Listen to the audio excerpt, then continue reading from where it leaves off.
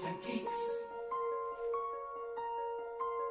Come examine these aberrations, their malformations, grotesque physiques. Only pennies for peeps. Come look at the freaks. Come look at the freaks. They'll haunt you for weeks. Come explore why they fascinate you, exasperate you, and flush your cheeks. Come hear how love speaks.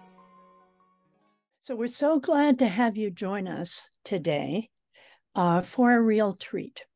A conversation about theater and performance with Andy Gale, 1970, and Megan Rosenfeld, 1969. These two distinguished alumni met in their first quarter on campus, the summer of 1965. They've been friends and colleagues in theatrical adventures ever since. The messages we've sent you about Andy were woefully inadequate in communicating the range, diversity, and excitement of his multiple roles in theater. And I have learned that Megan, who I've always thought of as a journalist, has done a lot of theater. I want to just mention that I may have said this before, but after the Board of Trustees in 2007 announced that Antioch College would be closed, Barry, Dallas, Grinnell, and I started working right then to promote the theater as a way to publicize the college, keep its spirit alive, and provide a revenue source. Over these years, we've held many meetings with theater alumni and others, and Andy Gale came to one of the first in New York City in 2011, and he confirmed the value of what we were trying to do. Toward the end of, toward the end of today's program, I'll talk about the progress that at last has been made. So Andy and Megan, welcome to Backstage. Thank you. Thanks, Andy. So Megan, we're going to talk about your life and times. You were born in New York and you lived in 4 different places before you came to Antioch. How did you happen to find Antioch? my father knew someone who was an alum, and he said, I think this might be interesting. And I met with him. We were living outside of Chicago. I met with this really nice band in Chicago, and it sounded really interesting. And I applied, and the rest is history. Applied, and 1965, there I was in southwestern Ohio with various people, including you. I don't think it was 65. I think it was, or was it 65? 65, yeah. And I was born then? Okay. Well, it looked like you. So someone with your name. How did we meet? Well, I went into the theater department and asked if there was anyone who did puppets, because I did hand puppets. And Marty Overstreet sent me to Jimmy Rose, who, as most of us know, was the model for Howdy Doody, and knew a lot about puppets. And I said, I have my portable puppet stage and a suitcase of hand puppets. What do you think? And he said, I want to put you together with someone else in the department. And Megan and you and I, toured Head Start programs in Greene County, doing shows. I don't know who drove us. I have no answer to that. But yeah, and we can't remember what show we did, but we did that. And then you were in a show in the Workshop Theater, directed by, I love his name, Leonardo da Vinci Shapiro. And I don't think I was in the room when it happened, but I was maybe in the foundry.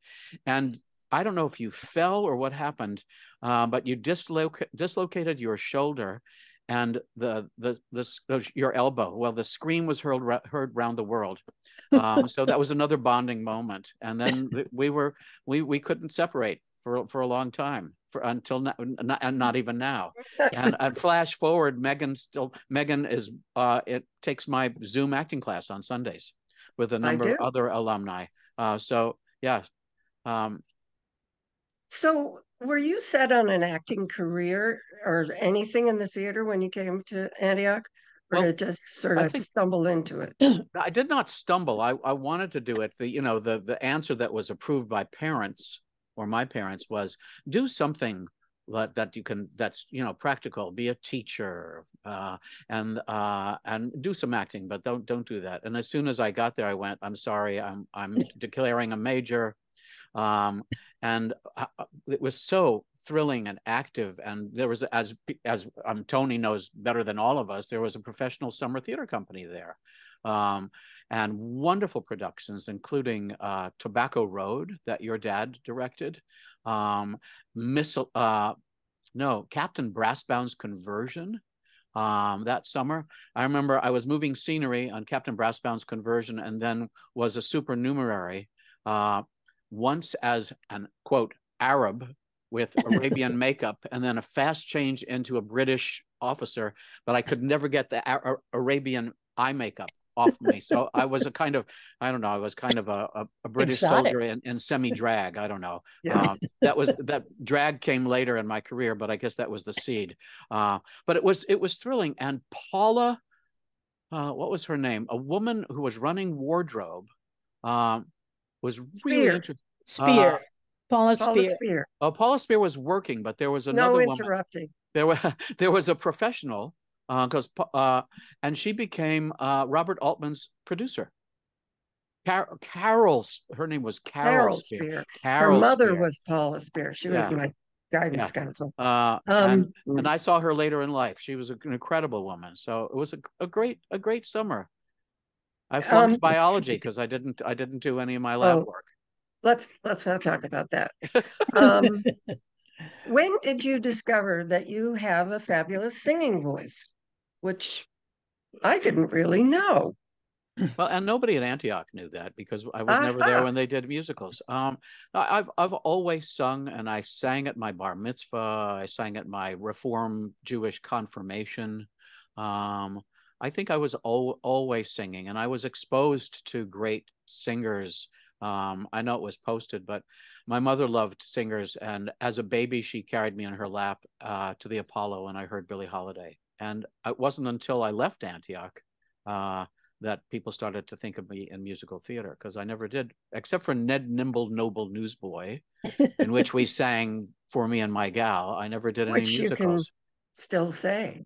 So then you graduated, I think, and went off to start your life as a theater person, trained by Paul and Dal and Asad Kalata and Rip Peru and Ron Johnson.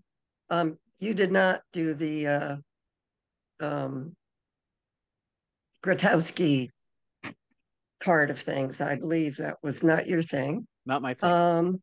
And where did you go? I mean, what did you do? How did you begin? I was lucky. I got hired to right away, 1970, to appear as an actor in the Marin Shakespeare Festival. Three plays: Ariel and the Tempest, Le Fere and Henry V, and Sandy Dean, the Candy Salesman, in Brigadoon, on a concrete stage in a eucalyptus grove in San Rafael. Wow! And so I was lucky. Was that a union shop? Did you? No, I got paid. I was one of the few actors paid for that summer. I got $200 for the whole summer. Oh yeah, for the whole summer. There was one point I was living with a bunch of roommates in the Sunset District of San Francisco, and I looked at what I had in my part of the larder in the kitchen, and I went, okay, I'm now going to fry up some corn oil and sugar. That's what I had. That's what you did. And yet, so then what? The summer's over. That good question, because then I was in your fraternity sorority for a while, because I had refused induction, and I had been turned down for conscientious objector status, and my family was in Sacramento, and friends there said, we're in town in San Francisco with the city editor of the Sacramento Bee. They knew I was also a writer. Would you like me to ask them if they need somebody? And the short version is that they needed someone to be an art and film critic for the critic's sabbatical. So I did that for almost 2 years while I faced the possibility of either Canada or prison. And then luckily got out because of the lottery. And then ended up in the newsroom when I was blessed for them to say, well, we'd like you to stay as a general assignment reporter. I said, I'm not as good as the rest of you guys. I have such respect. And my boss, William C. Glacken, said, well, what would you like to do? And I said, I want to go back to theater. And he called one of the founding producers of the Sacramento Music Circus, literally on the spot from the newsroom, and said, I got this bright kid. He thinks he wants to do theater. Is there anything for him? And Russell said, well, I need someone to be a stage manager and to direct the children's theater in the tent on Saturdays. And so he flew up from Beverly Hills. We met at the Mansion Inn bar, and I got hired. I didn't stage manage because I did press and became his assistant. And just a factoid, theatrically speaking, Russell Lewis, among many things, was an assistant to Robert Edmund Jones. Those of you who know your theater history, the great designer of the Provincetown Playhouse. And I learned and was mentored by him for all his life and what I had of it. I learned so much doing summer stock and directing those shows and occasional roles. Yeah, well, that's working your way up. Now, you've done quite a few tours, and this might be a good time to show a couple of pictures. Well, do we want to, Megan, do we want to go back to Music Circus for a minute?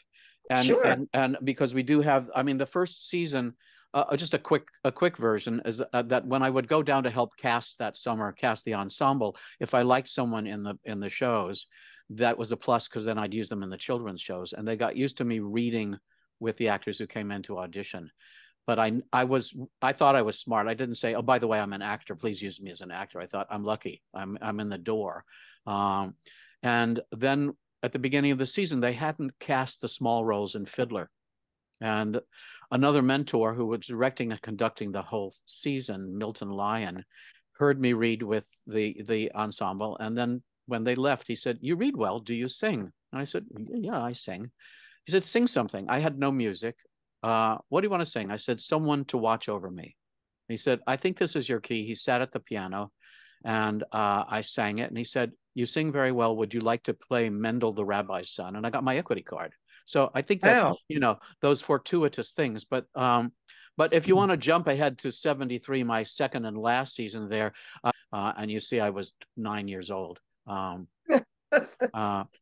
don't know if we can share that screen. That was Hello, Dolly. You'll see with Joanne Worley. That's my friend Dorothy as Ermengarde, and that's me as Ambrose. And this is 1 week summer stock in a tent, 115 and 117 degrees in Sacramento. Anyway, nice to remember that I once looked like that. And that's me in the blue, in case anybody's confused. Oh, I get it. Tell us more about touring, because I've always wondered how that just seems so grueling. As Antioch students, we know how to tour, in some sense. We did it all our at least 5 years. I was very lucky. I never did one-nighters. My first tour was the first national tour of Les Miserables in 1987, and I did it till 1991, 1,485 performances. I didn't count, they did. But the shortest stay we had was 7 weeks. We often stayed 6 months in a city. You got an apartment, you made friends who were not in the show. There you go. Which of your 17 characters? That's Feuilly, F-E-U-I-L-L-Y, the student revolutionary, because in the ensemble, I was saying this earlier, I can't remember if I played 14 characters and had 17 costume changes or the other way around. We were busy. You had to be in shape doing that. 3 hours and 20 minutes of a show, up and down a barricade on a turntable, on a raked stage. So physically challenged, but a great time. And we were touring with we were the first show after Broadway. So we were a huge hit in every city we went to. So it was great because you learned places and you had unusual in my business stability for a while. Yeah. Do you have a favorite city? Oh, I love Boston. I love Boston. It's one of my favorite cities. I love Chicago. Big cities. So I was lucky. There was no, well, Detroit's hard because Detroit is hard. Detroit was 1989. Yeah. We left Chicago, went to Detroit, and Detroit's a challenging city. Uh, um, but we made that work as well, and played the Fisher Theater, and we, had a great orchestra in Detroit. That was interesting. Every city that we played, Philadelphia, Detroit, etc., Boston, Chicago, if you listen to those orchestras, I mean, that in Chicago the brass would be really good, and in Philadelphia the strings would be really good. So Detroit is just a tough city, but I ended up loving it, and I've been back many times with either directing or touring. So touring was great. The hard part with touring is leaving your loved ones. Yeah. Yeah. Yeah. Right. All the time. Had you met Bobby by then? Oh, Bobby and I met in '74 on a show starring the opera singer Jan Pierce. Laugh a Little, Cry a Little, a show based upon Leo Rosten's dictionary, The Joys of Yiddish. So try to make a musical out of a dictionary. It doesn't work. But I got Bobby out of that, and met also Gary William Friedman, who is probably most famous for the Me Nobody Knows. He was the composer. Yeah, and actually, by the time we hit a year in Les Mis, we couldn't stand being apart. So Bobby joined me on the road, and found his career as a children's guardian of child actors. So yeah, Bobby and I have 49 years now, 50 in May next coming up. We're that old, yeah. Tell us a little bit about the tour that took you to Japan. Yeah. And Australia. Was that the same show? No, the international tour of The Secret Garden, 92 to 94, went to Japan for 2 months, which was extraordinary. A month in Tokyo, 3 weeks in Kyoto, and 1 final week in Nagoya.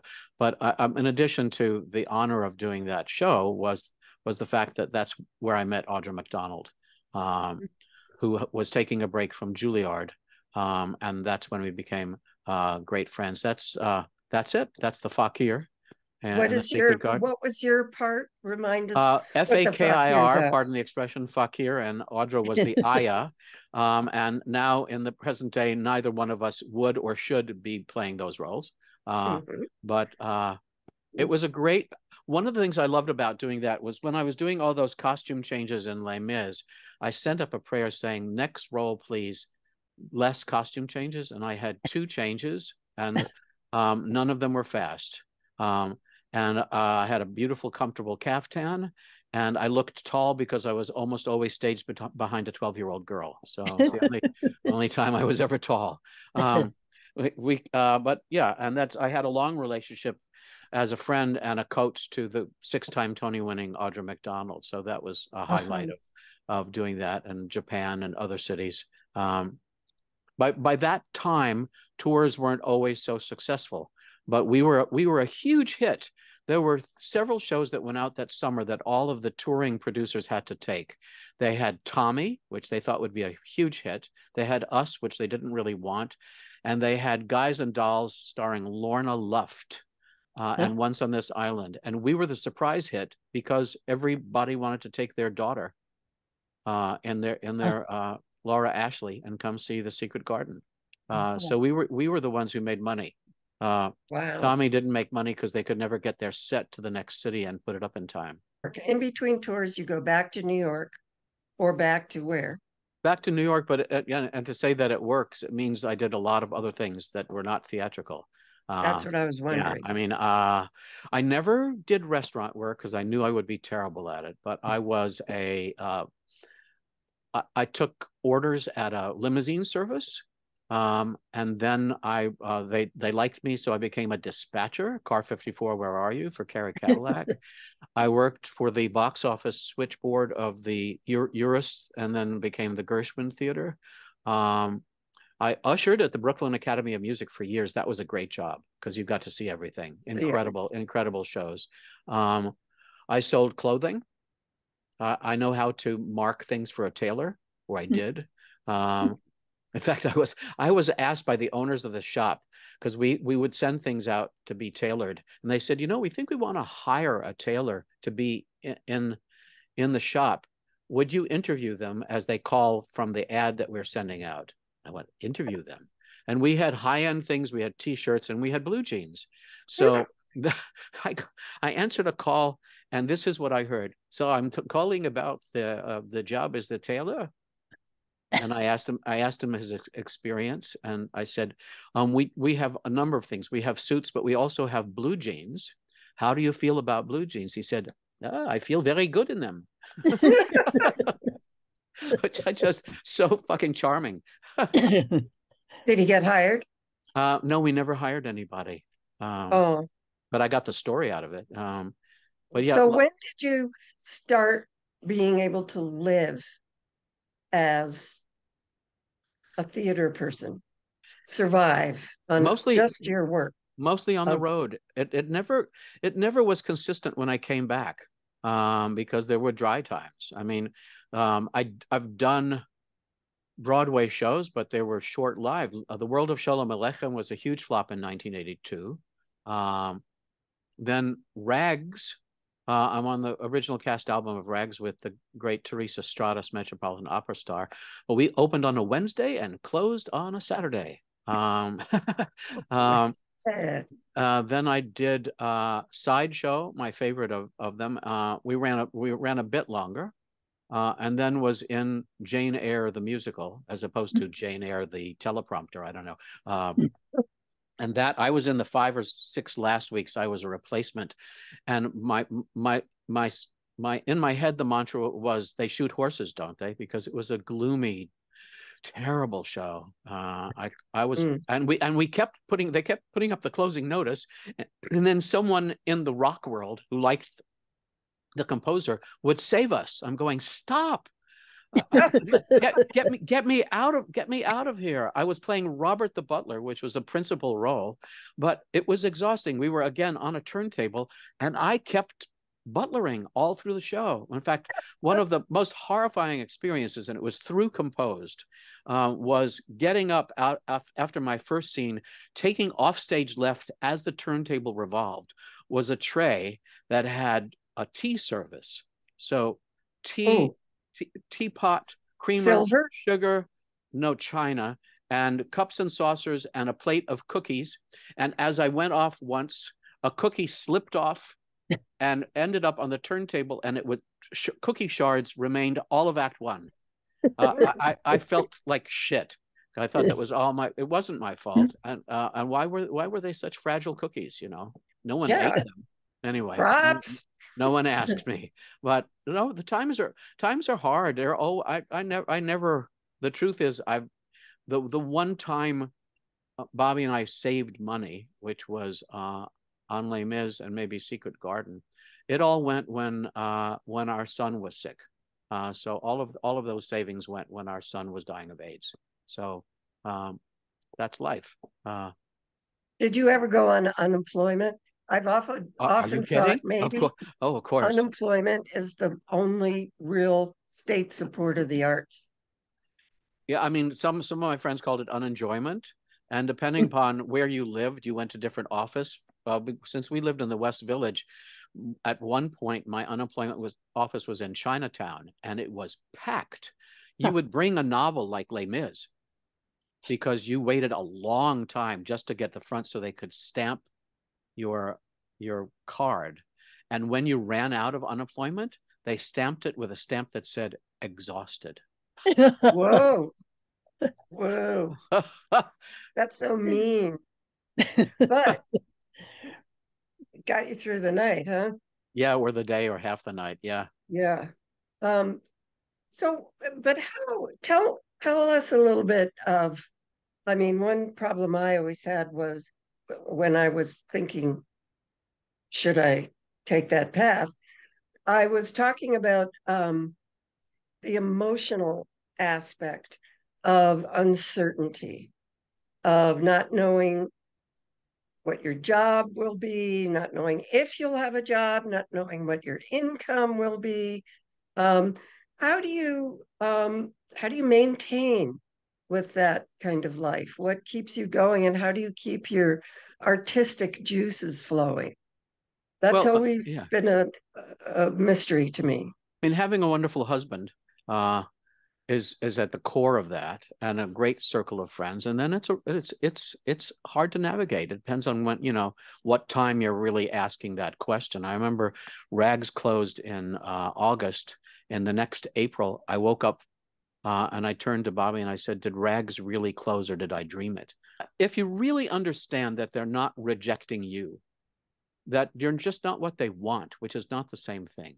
And then understand what the criteria are for. And because I also direct and teach, and I'm on the other side of the room, it's not, if you can figure out that you're not nothing, and you need to go into the ninth circle of hell because they didn't give you summer stock version of I don't know, Little Shop of Horrors or something like that. You're okay, but that's hard. It's really harder for some people than others. So good times and bad times, I'm still here. Yeah. But it's difficult. I had great mentors, but sometimes I would go in. I remember going in often for the Padre in Man of La Mancha. And I remember, and they always wanted you to sing To Each His Dulcinea. So I would come in and sing To Each His Dulcinea. And I remember one singing it, and the director saying, "That's the most beautiful version of that song I've ever heard." And then, of course, I didn't get hired. And you can never, here's the other, you can never second guess from the audition whether you're going to get the show or not, because that's not their job to give you that information from their expression or their mood. They're busy just observing you. So you're still doing auditions? Yep. And do you do them, I mean, are they done in person, or do you do them on tape, or how does it work? Yeah, I mean, I'm lucky. I've had the same representation since 1995, and did the national tour of Cats through them. They worked on that, and several Broadway shows, and they still, not only do they submit me, but I do get auditions, and that picture when it comes up was for FBI Most Wanted, and I am an inveterate police procedural watcher, so I loved getting that. It was actually a really good role, and I got past the first audition to being looked at by the producers, and that's as far as it got. But I've actually had some in-person auditions recently, so some of them, because I live in New York. Interestingly enough, my agents, who know that I'm also a coach and a teacher, they've hooked me up with some of their clients. Anybody know jazz piano singer Peter Cincotti, Cincotti? He's extraordinary. So occasionally when he gets an audition, I coach him. Pia Toscano, who is part of the David Foster stable of singers who sing in Dog Range. Wonderful singer. So when did you get into this? There's coaching, there's teaching, and among other things, keeps body and soul together. Aside from the fact that you're really good at it, how did you get started in that? Well, it's actually, if we flash back to 1989 in Chicago, I was wearing we all had Les Mis jackets, so I had the Les Mis logo, little Cosette, and I was on the L train heading down to the Auditorium Theater, and a fella across the train said, "Are you with the show? Are you a stagehand? What are you doing?" And I said, "I'm an actor." "How long are you here for?" "6 months." And he said, "Oh, you should get a local agent. They do industrial films and commercials." He named 2 people, and then, as happens in all of our lives, I hope, someone makes an intuitive leap. And he said, "Do you ever coach? I think I'd like you to coach me." And I said, "Well, I've helped my friends, but I've never officially coached. Yes, I'll coach you for nothing, because I want to know if I'm any good at it." And I coached him for 6 months. It turned out he was a very good local actor who was doing commercials and industrial films, but was blocked on his theater work, his live work. And happy to say, when I left and went to Detroit, he mailed me, not emailed, 1989, to say that he was doing theater again. So that's when it started. And then I started to do master classes on the road. I know from experience that you're a terrific teacher. And you've, I assume, learned by doing, because as I recall, you do not have a degree in education, but you do have a philosophy of teaching, and everybody, if I can describe it in my own way, you don't allow meanness in your acting classes. Mm. You don't allow people to say, that was really a piece of crap. Well, maybe they say it in French, but it's okay. Yeah. Yes. And I'm wondering, how did you come to believe that was the best way to help? Well, I think don't you think we were mentored beautifully by our teachers at Antioch? So they could sometimes say, yeah, sometimes. Okay. Yeah. That again. I don't know. I just think we learn best when we're nurtured. I learned best when I was in an off-Broadway show. I thought I was on a roll. It was the third show in 1979 that I was cast in. And it was being directed by someone who learned how to behave by Jerome Robbins, who was notoriously mean. And I was his scapegoat, and I bought out of my contract because I was miserable. But I just think we learn from being treated well, and absorbing information and how to do things by being okay to make, quote, mistakes, because there's no such thing. I mean, the big jump actually to teaching comes from Denny Partridge, because when I was doing Les Mis, I went down to visit Antioch. She let me talk to the students, and the short version is, when we became friends. When she left Antioch to go to Vassar in 1991, I was just finishing the road. She said, "I'd like you to teach the advanced acting class to the sophomores at Vassar." And then when she moved to Barnard, she said, "I'd like you to come to Barnard." And I created 2 classes there, acting the song and acting American naturalism, which is definitely a misnomer. I don't know where that came from. So she's the one who brought me into academia. But I was always, by the time I left Les Mis, in addition to that, I was starting to teach privately, all by word of mouth. I've never advertised. I'm too much of a control freak to have everybody knock on my door. But Paula just knocked, and she's coming to class tomorrow. Thank goodness. That's right. And Megan's in class, as is Meredith Bash Baker and Dan Ellentuck, and Erica Brown for a long time. That's a privilege. But it's what Bobby said yesterday when we were talking. We live in a continuum, right? And we hopefully bring the best things from that continuum into how we live in the present. You've directed a one-woman show with Kathleen Turner. You teach at there she is. There she is. And you teach our Zoom class, but your main teaching gig is not our Zoom class, unfortunately. No, fortunately. You actually get paid for teaching. So tell us some about those activities. I'm on the faculty at Manhattan School of Music in the music theater department, which is only, I think, 8 years old. It's the only music theater department in a major music conservatory in the country. I used to teach in the opera program there, and then I've been there for 5 years now. I teach script analysis to the sophomores and scene study and monologues to the juniors. It's a great job. And I just started this past week. We could allow other people to ask questions. Yeah. And go ahead. I don't know technically how that's done. Take door number 3. Oh, that's something else. That's door number 3. But if you don't have any, I have more. I can keep talking. I actually would like to hear a bit about your own acting career, Megan. Me? Oh, my acting career was very short. I went to New York after I went to Kalamazoo Summer Theater, where I was playing Pirate Jenny and Mother Courage at the age of 22. Really good casting. Went to New York and just had a miserable time. I had one day on a soap opera. I had a showcase. I had a reading of poetry thing.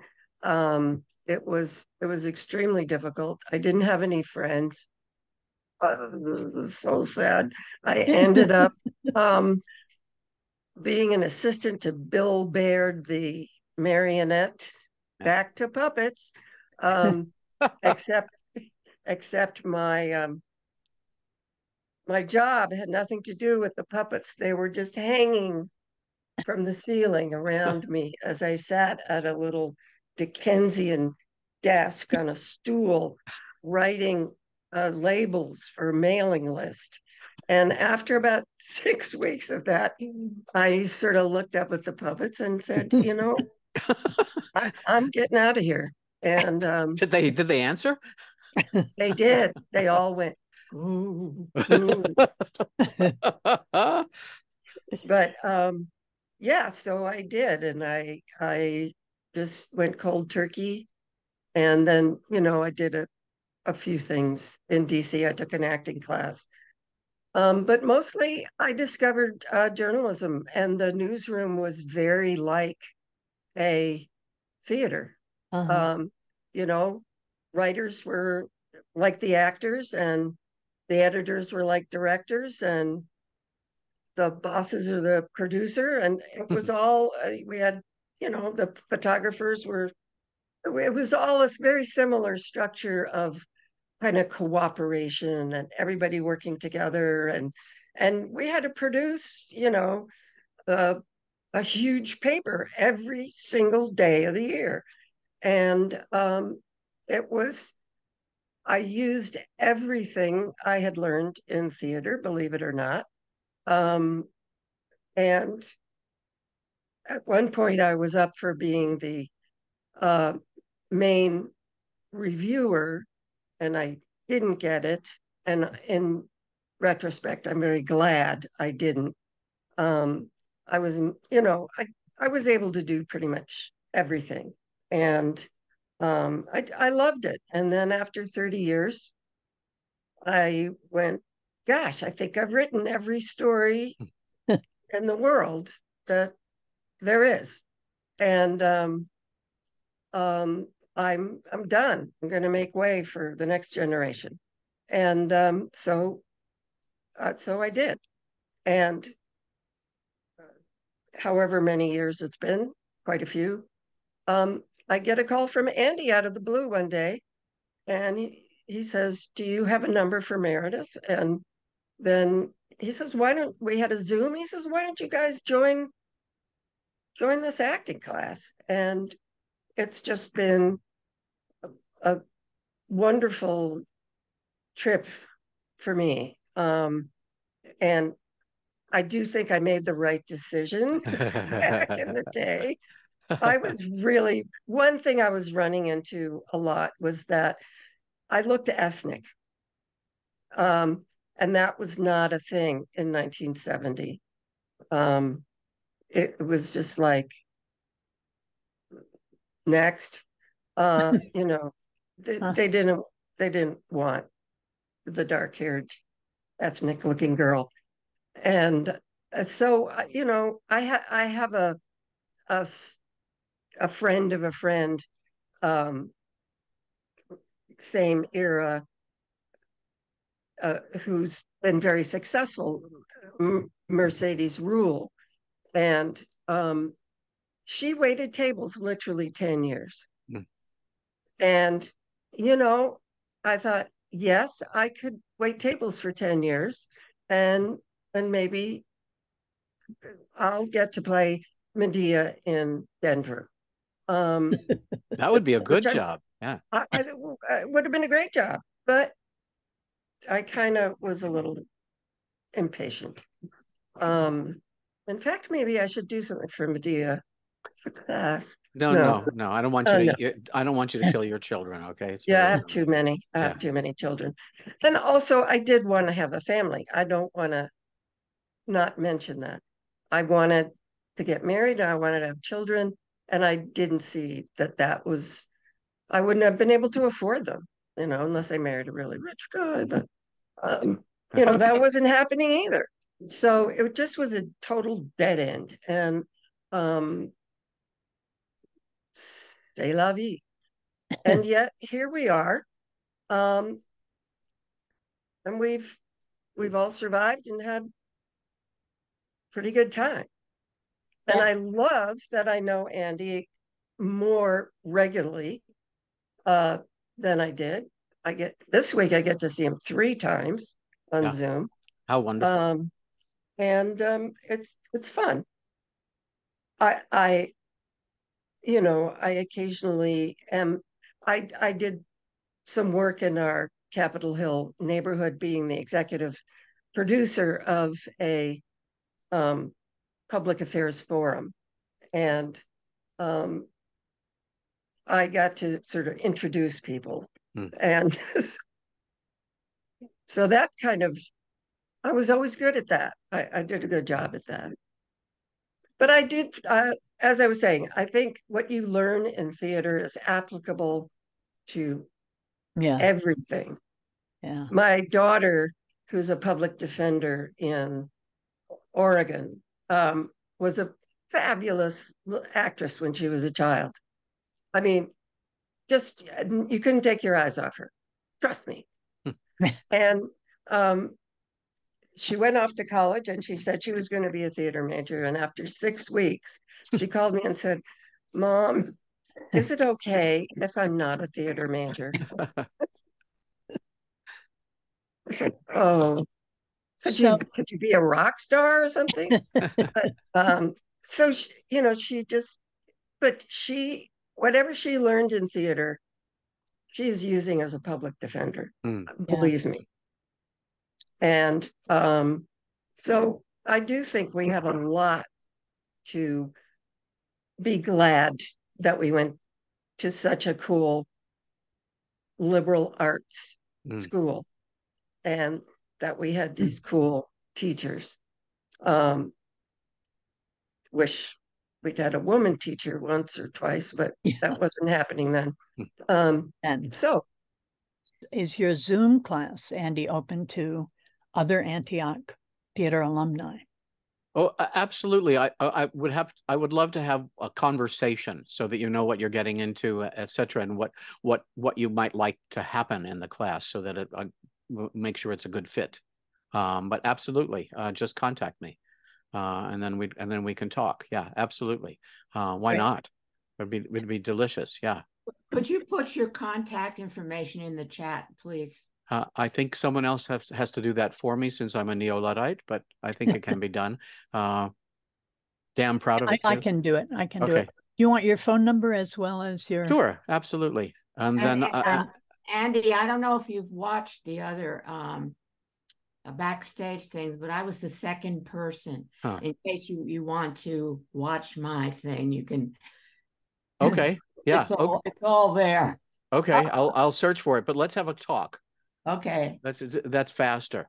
I'm usually working on Saturdays, so it's hard for me to get to these things. This is and I actually worked this morning, and then I'm coaching someone who Megan knows from Montreal, who's a wonderful singer and actor, recording his auditions. So it's a work day for me. What I did want to say, based on what Megan said, was that I don't think we realized at the time that these newsrooms that we were in, which had basically no walls, they were like giant amphitheaters of very large egos and weird people. I mean, I worked in a newsroom where I worked for a midget, and when I did something that displeased him, he stood on his desk and screamed at me. And I mean, all the adventures from those co-op jobs at the Toledo Blade and the Hartford Courant and all that stuff. I think one of the missing elements in what's killing journalism today is WhatsApp and sitting someplace at a computer in a coffee shop isn't the same as being in a newsroom. And that we've lost some of that craziness and that infectious sense of communication that came about from the Post and the newsrooms that we all worked in, that had filled with interesting people, shouters, screamers. Ben Bradley standing in his doorway screaming like he was on the deck of a destroyer in World War II at the whole newsroom. And Munchkins, you said, standing up on a chair. The Munchkin was something else in Toledo. Don't say that. Don't say that. One of my co-op jobs was on the What Cheer Patriot Chronicle in the middle of Iowa. And it was a great job. The people running the paper were 2 Earlham graduates who were full of earnestness. Oh, they were so earnest. And the people of this little town in Iowa could take only this much earnestness. It was a great job, great experience. But if I could just turn now to the Foundry Theater and to Backstage. Next month, Peggy Pettit, a New York actress, and Louise Smith are going to be on. And then in November, Alan Siege. So Alan is going to be on in November.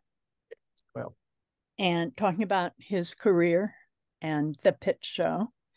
And then in December, we're going to hear from Chris Westhoff, who Antioch College has hired to manage the Foundry Theater for the coming year. So you all, or most of you, should have received a letter from Barry and me explaining this in a little more detail.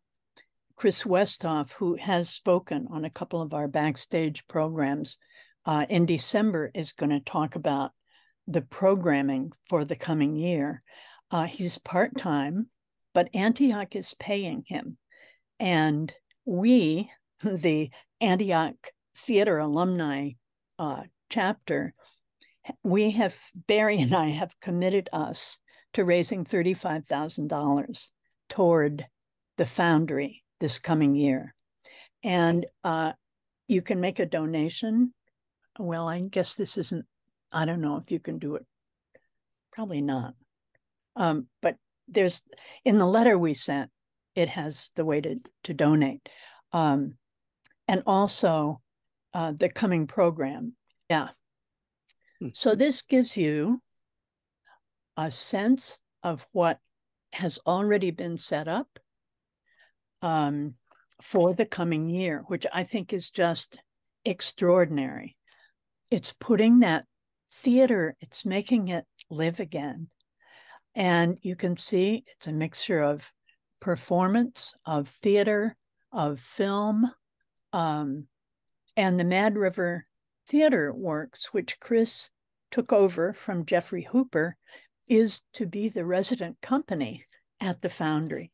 I think it's just, I mentioned Barry and I have been trying to do this since 2007, and it's taken a while, but we really want you to contribute and help us make this a reality for the coming year and in the future. Okay, I think we're done unless there are any final comments. I want to thank our presenters for a great conversation that is quite inspiring. And I'm so looking forward to Andy's class tomorrow. Yeah, I'm excited that you're going to be there. That's great. Yeah. Okay, so goodbye, everybody.